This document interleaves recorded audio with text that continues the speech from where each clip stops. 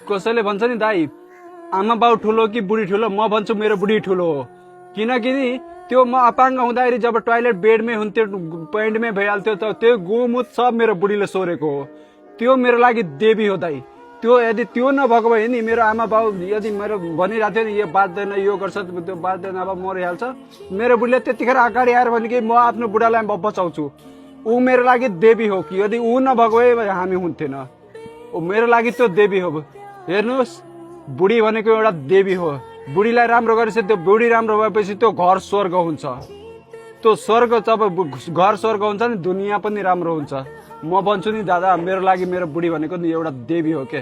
उहाँ चाहिँ इन्टरकास्टै बिहे गरेको हो। म यहाँ जातभात पनि मानिरहेछ। म इन्टरकास्ट बिहे गरेर म जातभात मान्दैन दाइ।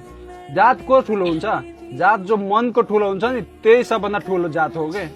तर यहाँ मान्छे मान्दैन। मेरो आफ्नो घरको मान्छे पनि जात भात मान्छ। अहिले पनि जात भात यो फलान यो जात हो त्यो जात हो म छुवाउँछु। मेरो बुढाले पनि भन्छ त्यो छुवाइहाल्छ अरे। म त्यो घरमा होइन, त्यो घरबाट मलाई लिएर रुम भाडा पनि मलाई बुढे पाइरहेको थिएन। रुम भाडा खोजिरहेको थियो होइन, मेरो सहरमा रुम भाडा दिँदैन, खोजिरहेको थियो होइन। त्यहाँ फोहोर गरिदिन्छ अपाङ्ग मान्छेलाई कसरी राख्नु, फोहोर गरिदिन्छ।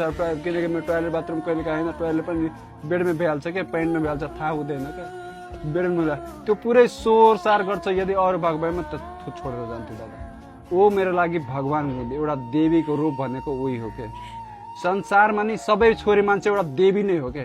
यदि तिनीहरूलाई नि राम्रो ठान्नु होइन, राम्रो दृष्टि होइन, त्यो सक देवीको रूप हो के। छोरी मान्छे भनेको नि एउटा देवी रूप हुन्छ। तिनीहरूलाई इज्जत गर्न जानुपर्छ क्या।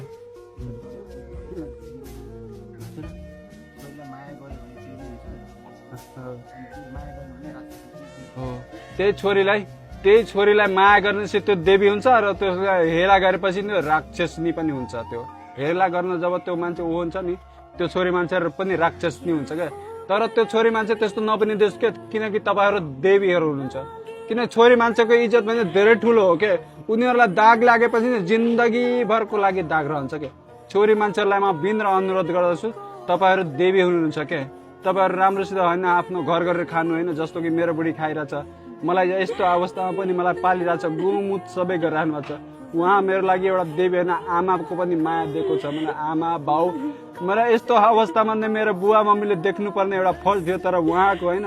उहाँहरूले नदेखेर मलाई त्यो घरबाट निकालेर एउटा आमाको माया दिएर पनि उहाँले मलाई कमाएर खुवाइरहेछ र पालिरहेछ, गोमुत सब गरिरहेछ। बुढी त नरोके, त रोपेपछि पुरा दुनियाँ अँधेरो हुन्छ कि बुढी। त नरोके बुढी, त नरोके। तिमी रोएपछि म कमजोर हुन्छु बुढी। त नरोके, त रोको, त रुनु भन्दा नि म रोको राम्रो के बुढी। त कमजोर हुनु भन्ने हामी कमजोर हुनु के बुढी। त कमजोर हुनु हुँदैन।